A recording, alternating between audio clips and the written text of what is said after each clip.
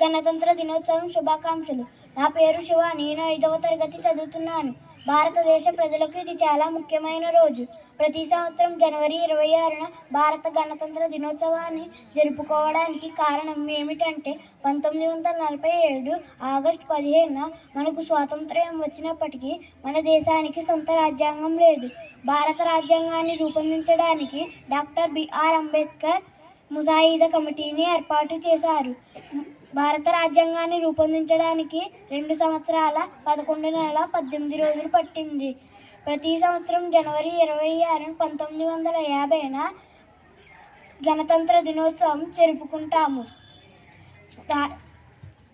భారత రాజ్యాంగం ప్రపంచంలోకెల్లా అతిపెద్ద లిఖిత రాజ్యాంగం. దీనివల్ల మనకు స్వేచ్ఛగా జీవించడానికి హక్కులు వచ్చాయి.